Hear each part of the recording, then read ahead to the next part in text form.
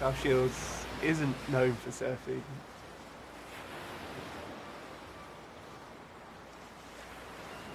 It should be because we have good winds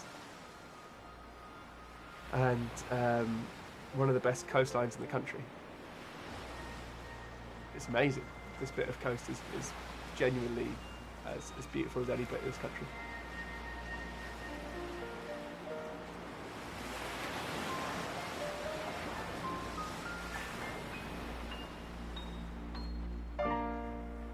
My name's Nick Jones.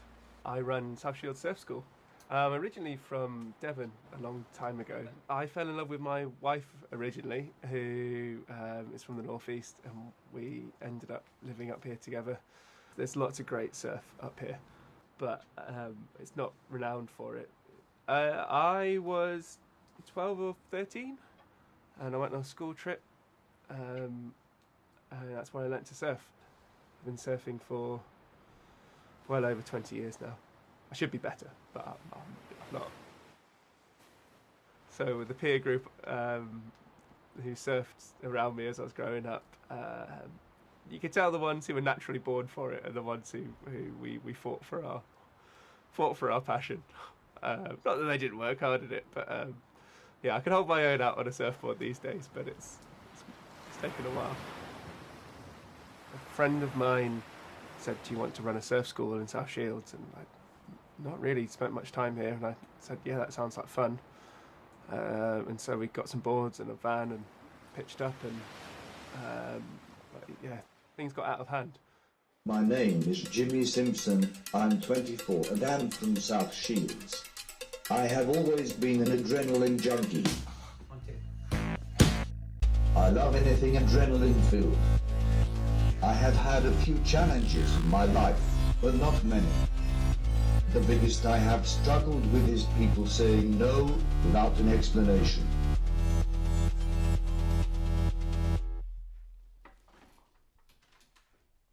A lot of people see my disability first without understanding me, or what I can actually do, and it is really frustrating. Anything someone says no to, I question why. I don't get offended by people saying no, but just want to understand why I get treated different to others. My disability is a barrier, but it doesn't make me less of a person. Nick kindly has lent me one of his boards so that I could adapt it so it was suitable for my needs. If it wasn't for Nick letting me use his board, then I probably wouldn't be where I am now. First met Jimmy, he messaged on our Facebook page asking about our surfing, and then actually he came surfing, but not with me to begin with. He came with some other members of staff. I have always been an adrenaline junkie and had looked for disabled surfing for years, but they were all down south. I was delighted when Shields eventually got an adapted board.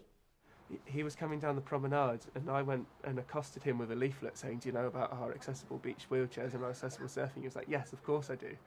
It's me, I'm Jimmy." And Nick came up and asked if we wanted to do the seated surf. I said I already had done it, and Nick said, "Are you Jimmy?" I said yes, then we got talking about how I wanted to surf on my knees. He came surfing with me and wanted to experiment beyond the board we had used first, which had a chair on it, which isn't enough for Jimmy because he's an adrenaline junkie. Nick was keen straight away and asked if I was scared to fall in the water. I said no, of course, and then it hit up from there. I started having sessions nearly weekly, and here we are. A lot goes into enabling me to surf, even down to getting my wetsuit on. My name is Lauren Bell. I am 25 and I'm from South Shields. I'm Jimmy's full-time PA, so that's Jimmy's personal assistant. I am Jimmy's hands, that's what we say. So I do everything from all of his activities to his personal care. I first met Jimmy 10 years ago when I got in a relationship with his brother Jack. Lauren has enabled me to surf. She is classed as my catcher. She takes me from my own wheelchair and transfers me to the beach wheelchair. She takes me from the beach chair and puts me on my surfboard. She is there to help me get back on my board when I come off. Strength is needed, and Lauren knows my body very well. She always finds a way. I help Jimmy surf by doing so many different things. So in the house, before we even get surfing, I get Jimmy's wetsuit on, get him ready, which takes ages, and then put him in his wheelchair, take him down in the van to the surf school, get him out of his wheelchair at the surf school, put him into the beach wheelchair, and then take him down to the sea, put him on his surfboard, and then I am classed as Jimmy's catcher in the water. So I'm essentially there to catch him when he falls off or put him back on his surfboard when he's in the water. I see a lot of personal assistants doing things, but I've never seen anybody do the stuff that I do. I met Lauren as she is my brother's partner. She has been with my brother for 10 years now.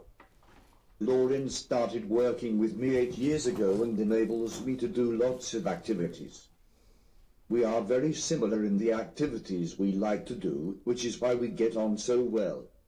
Mine and Jimmy's relationship is more like a brother and sister relationship. So it's a friendship, it's a brother-sister relationship, and we just get on so well, so we're always together. Me and Lauren go all over the shop together. We do a lot for our local community, but also visit places around the UK so that we can share them with our followers. We love checking out the access of places and just generally having fun. We love being spontaneous and love random adventures. I love anything adrenaline-filled. I have completed 13 skydives, went scuba diving, ride roller coasters and do anything where I am not in my wheelchair. And I always said to Jimmy that if he wants to do something, that I will enable him to do whatever he wants to do. So we break down barriers. Getting a wetsuit on someone with disabilities and involuntary movements is so hard. So we'll start off with his socks and his undergarments, which is like a 2mm top and 2mm shorts. So then we'll put his legs in first, hoof it up and pulling it up, and then we'll have to have a break because by this point we're both dripping and it's so hard to get the wetsuit on when you're sweating. So then we'll have a break for a bit. I'll normally then go and get my wetsuit on and my swimming stuff on, and then I'll come back, put his arms in, which is the hardest part because his involuntary movements are the highest, like in his arms. And then we'll get his arms in, get his gloves on, which takes another 20 minutes or so, and then he's done. Into his wheelchair, but then put everything else on down at the beach. So his life jacket and his moving and handling belt and things like that go on at the beach. I think also we take it for granted that things are accessible, and things that when we started this we were very naive and we advertised some funded session for accessible surfing, and hand was bitten off by the demand because a lot of our society isn't set up to be accessible and necessarily as welcoming as we want it to be. So I think that's a bigger part of it. Is, you know, it's like you find somewhere that not wanting to toot my own horn or anything, anywhere that does welcome everybody, then yeah, there are lots of gaps in the service, and where we can make it more accessible. Known as adaptive surfing in the surf world, so for our disabled surfers, making that as accessible as possible. We work with Beach Access North East, who are a fabulous charity who provide beach access wheelchairs for free. My name's Steve Turnbull, and I am the maintenance representative for Beach Access North East. I kind of look after the maintaining the equipment. We have 50 or so pieces of equipment and chairs. So what I do is I go around and do safety checks on it, and I make sure that my background is in aircraft engineering and all types of engineering, really. So I'd kind of operate as a technician, and I fix any faults with it, and I basically make sure the chairs are safe to use. A friend of my wife from the South Tyneside MS Society, you know, she's got multiple sclerosis, and she's her little boy was going down onto the beach. She wanted to take a little boy to the beach for the first time and go and paddle around in the water. He's about 3 years old, and that's what mums do, you know, like and hold his hand and do all that. And then she told me, you know, that someone had to film it on a smartphone and show her, and then they'd taken the little one down, and then she had to watch it on a screen. And that's a key moment in somebody's life, you know. So I thought, being an engineer, I thought, well, is there something I can build, I can knock together? Is there something I can do to a standard wheelchair to make it so you can get that 200 yards of sand? It might as well be quicksand or lava, you know, it's just not, you can't get a normal wheelchair across it. I started thinking about ways to make a wheelchair and to build one from scratch. There are few barriers that can't be overcome with a little bit of imagination and willpower and support. We are super lucky in South Shields that we have this perfect combination of things. So we've got a non-profit surf school, which I had no intention of doing this when I first started this. I had no idea this was on the cards. It just kind of happened and developed because that's the way the community was developing and responding, and like we worked with the community doing that. And then we have one of my instructors just turned out that her family ran an orthotics company who've been developing equipment to help disabled people in loads of different situations, from shoes that fit through to adaptive ski equipment, and they offered to help build our equipment. At the same time, we were approached by a children's hospice who brought physiotherapists, nurses, occupational therapists. They brought them along to help us develop this provision. So we all of a sudden have access to skills which you don't have as a surf instructor, you know what I mean, the knowledge you don't have. And then on top of that, the only commercially available adaptive surf equipment in the world is Surf Deck, as far as I'm aware. And they are here in South Shields. My name is Russell of Surf Deck, and I run the Surf Deck brand. Surf Deck is a British manufacturer of water sports traction pads, and we also provide them for the marine industry as well. I was contacted by an ex-Paralympian called Hannah Dines, and she was interested in using our hex pads, which is a hexagonal version of the traction. She contacted us to trial that. So we sent her a couple of packs. She tried it, she thought it was amazing. And then she informed us that she was going to the English Adaptive Open in the summer of 2022. So I went along to watch Hannah introduce myself, and it was really apparent that the sort of DIY boards that these people were competing with were just nothing had been developed for them. They were using surfboard fins that were sticking up out of the boards to keep their legs on if they had reduced mobility. I mean, I've got a large scar on my lip where a fin's gone through my lip, so I just couldn't believe that they were using the fins in this way, for an example. And it was at that point, it was just obvious that something needed to be developed to help adaptive surfers and adaptive surfing. So I met Jamie last summer. I was introduced to him, organised some components for his board. I've been down and watched a couple of his sessions, and it's just so impressive to see him surf. Like, it's fantastic, actually. So you bring all these things together and a load of goodwill, and then all of a sudden, momentum starts, and then you get someone as competitive and as strong-willed and as adrenaline-fueled as Jimmy, and obviously then it's gonna get is out of hand the right words, but yeah, it takes off, doesn't it? Yeah. Competition. It's really soon, isn't it? Yeah, it's earlier than thought. Yeah, in September we're planning to enter the National Adaptive Surf Championships, which are going to be held in the Wave in Bristol this year. Yes, I went to Bristol last year with my mum and dad for a holiday. We went down to check accessible accommodation, and we also checked out the Wave. The Wave is amazing and could be where the competition is held this year, and it is the English Adaptive Championships. It is a huge competition, which I'm hoping I can compete in. You need a shape.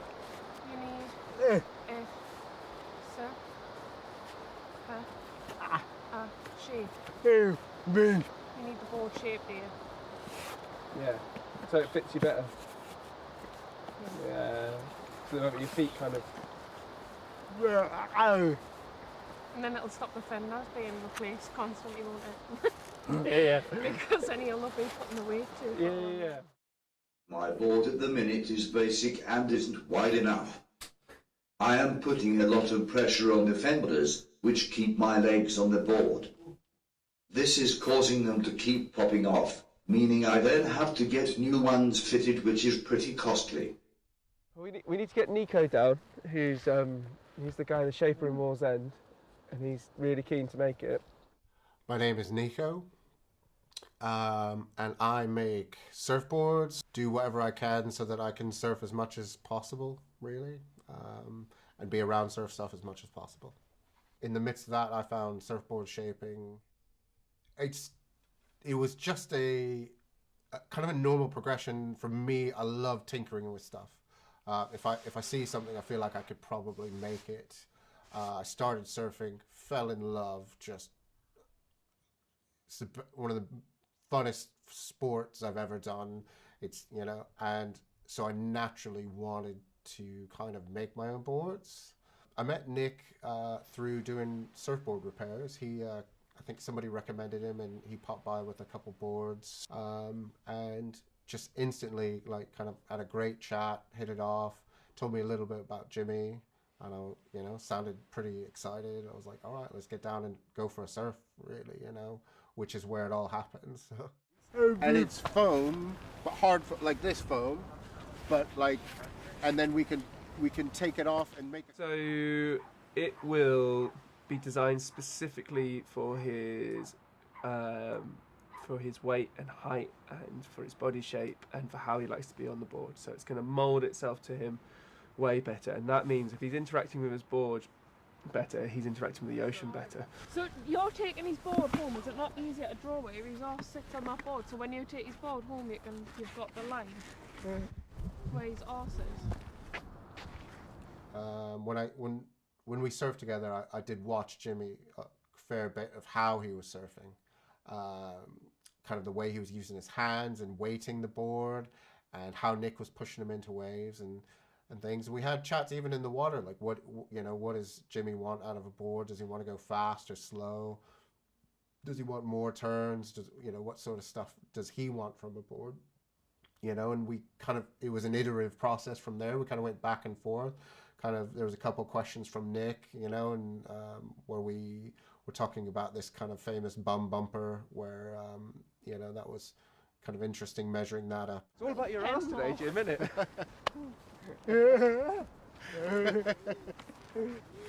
And now can you use that and use it? Does that help? Yeah. So if It's you measure... like 3 inches. You measure That's my only hand. like 3 inches up.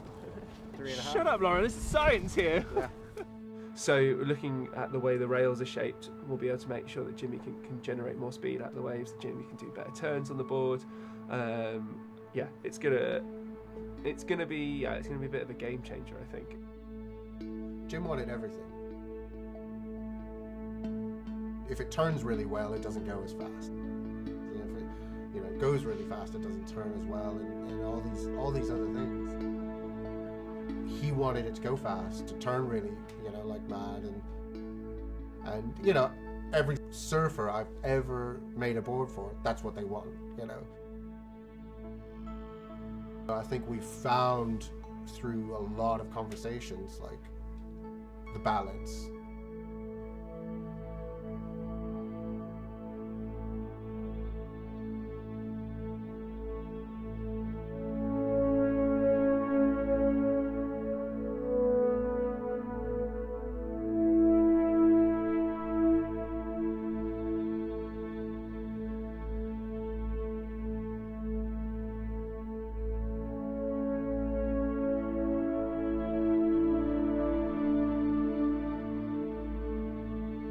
When we hand the board over, I'll be stressed, because if it works, I'll be so happy, and if it doesn't work, I'll, like there's always that possibility, like, is this board going to work for him? So it's a stressful situation, but watching any surfer on my boards have the time that I know you can on a surfboard, I'm so stoked for that. You like it then? Should we get out on it? The competition. Training regime, just surfing. Go surfing. As far as I know, Jimmy's the only person in the world who surfs how Jimmy surfs.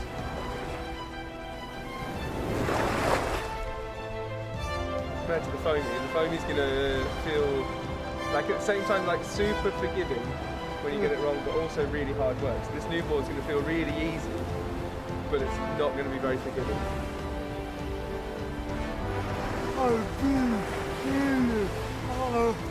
He's been training hard every week. He's been in like 3-4 times. Jimmy is fearless. Apparently he skydived, he does judo, he does all this other fantastic stuff. And surfing's just another notch on his belt.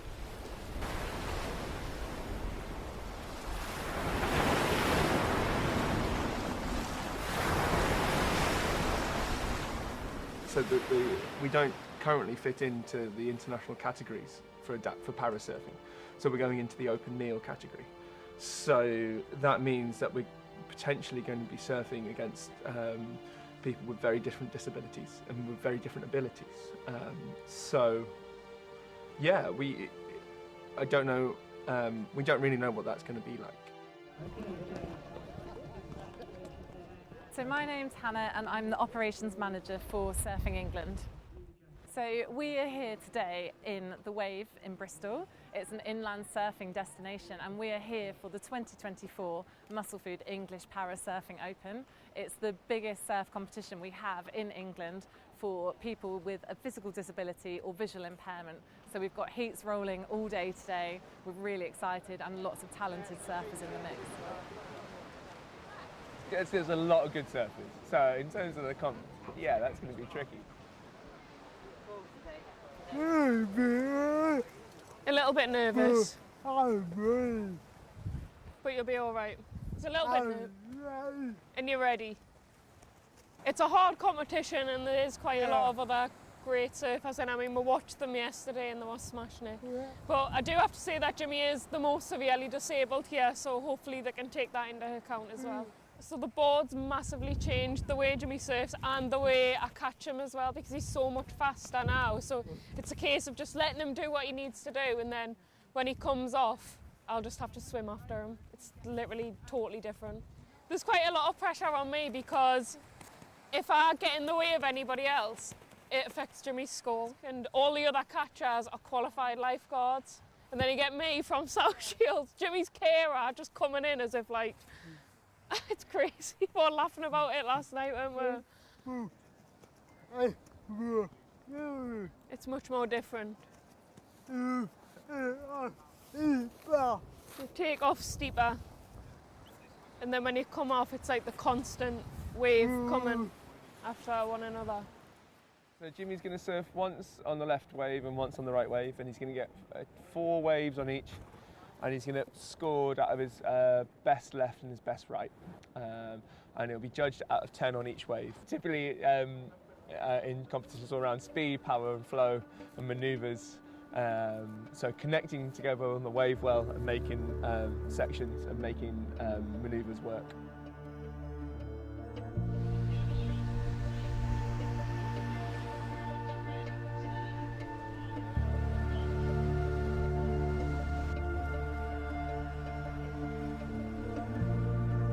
The first day was brutal, not just for me but Lauren too.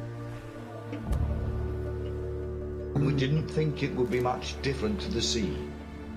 We were definitely wrong. I'm sure he won't mind me saying, first wave,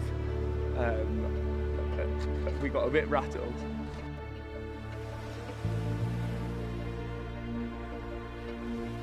Well, a little bit emotional last night. It was an emotional day yesterday, wasn't it? I think it was just overwhelming being in the water.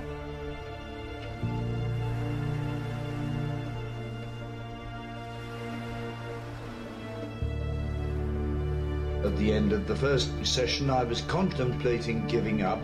I was knackered and Lauren's feet were bleeding.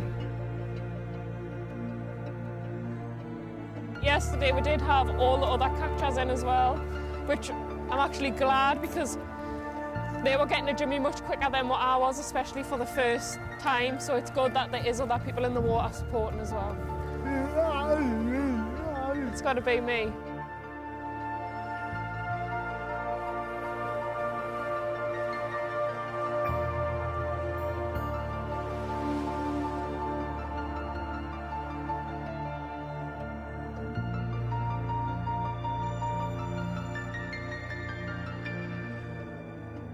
After my first wave, I told Lauren and Nick that I couldn't do it, but they encouraged me to stay in the water and keep trying.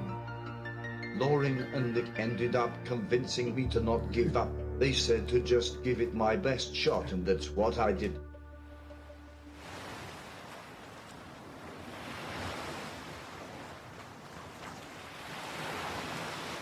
Team Jimmy.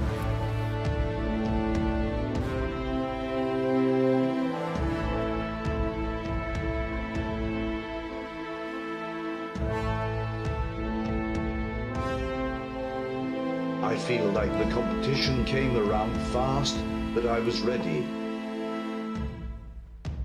I am always ready for anything. So the rules are just go, regardless of how you're feeling. Like, that's your wave and you are going. Once we clocked it and worked it out, we were having a good time. Having a fab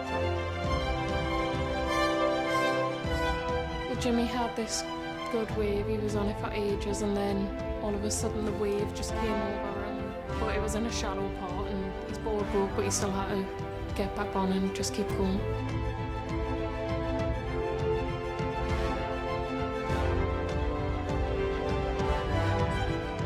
Stephen, an excellent range, 8.0, added to your 6.57 from yesterday. And well done, Jimmy Simpson, representing South Shields in the northeast of England. I always said to Jimmy that it doesn't matter what he places, or even if he didn't place, that just go and have fun and make friends, which is exactly what he done. I felt like part of the community. It is such a welcoming place. I fitted in as if I have been doing surfing for years. I have definitely found my sport and my people. Okay, so moving on to the open kneel men's.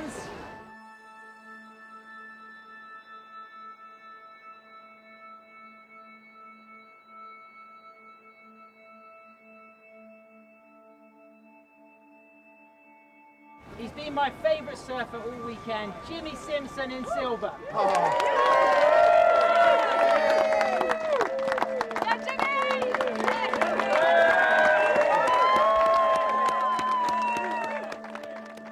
It's just like, it's the nicest competition you're ever going to go to. Like that, there's a community here and everybody's stoked to be involved, and it's the dream, isn't it? You know, and you're going to be surrounded by people all wanting you to do well, and all wanting you to exceed expectations, or exceed your own expectations and push your limits and all the rest of it. You know, like it's just a good space to be in.